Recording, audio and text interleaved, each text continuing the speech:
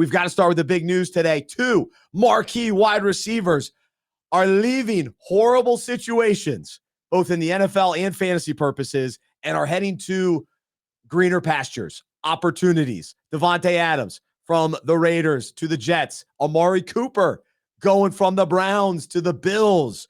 Which one of these do you like more? Which one excites you from a fantasy perspective? And then what ramifications do we need to discuss too in regards to this affecting other players as well? It's a great question, which one I like more. I think they're almost equal in my mind. I think that Josh Allen is a better quarterback than Aaron Rodgers at this point. I think Davante Adams is probably a little bit better receiver than Amari Cooper. It certainly helps both of the quarterbacks and both of the receivers that are immediately involved. So stock up for all 4 of those guys. And it's exciting for like the real NFL, for those really excellent receivers to escape their terrible teams and get to play on at least decent teams. It's an interesting conversation about who it affects peripherally. But in terms of those 4 guys, good news for all 4 if you own any of those 4 players, Rodgers, Allen, or Davante Adams, Amari Cooper. It's a great thing if you have those 2 receivers. So I don't feel bad about this at all. I do not have Amari Cooper on any of my teams because all I knew, the information that I had was that he plays for the Cleveland Browns. Right. So he's not on any of my teams. However, now that he's in Buffalo, oh boy, I think this is huge. I mean, he's going to be awesome. Right. Did he go from the worst quarterback in the NFL to the best quarterback in the NFL? It's at least a conversation that he went from literally the bottom QB. Deshaun has looked bad, and he's in a tight competition with like a Will Levis and some guys like that for who's the worst quarterback. And now he gets to play with Josh Allen. I think that Keon Coleman, from a fantasy perspective, I think his season's kind of over. I think Keon Coleman will be good in the future, but I think, Amari slots into that role immediately.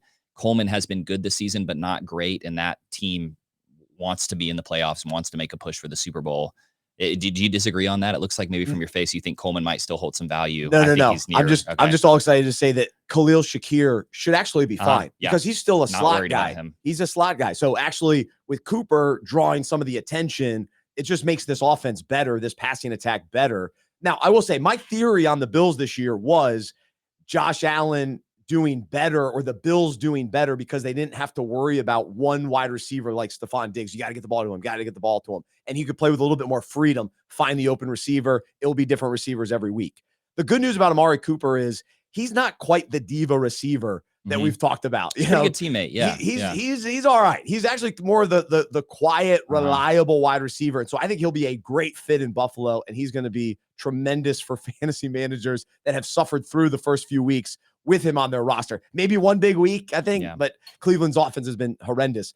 Now, the ramifications, though, you don't want anything to do with Cleveland. I mean, Cleveland's, if they're selling, they're already bad, and now they're selling, that could get even worse. And then as far as the Jets go and Garrett Wilson, he's on one of my teams.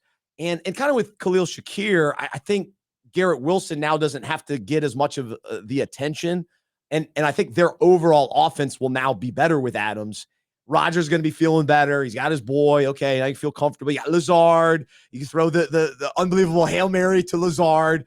You got Adams. You got Garrett Wilson. I think Wilson's ceiling is probably a little bit lower now. He's not going to have the 35-point weeks probably. But as far as 15 to 20 points a week, I think you can still feel pretty good about that. If you were a Wilson owner before this, this is bad news. Like it's a slight downtick for his ceiling. Exactly. Yes. I actually think if there's a Wilson owner in your league who's panicking about Garrett Wilson, now might be a time to go make a low ball offer because I agree with you. It's not just going to crater his value. It'll make the offense. I mean, think about the fact that both of those teams last night looked at the product on the field and said, we've got to do something about this. And obviously the conversations were already going on for both of these trades. I think this immediately makes the Bills offense much better. I still don't know if I believe in the Jets offense improving that much because the problem is that offensive line. The offensive line is pretty bad. And Rodgers got crushed a couple times. Right. A few times he got blasted and he doesn't have the mobility to kind of work his way out of those situations like he could earlier in his career.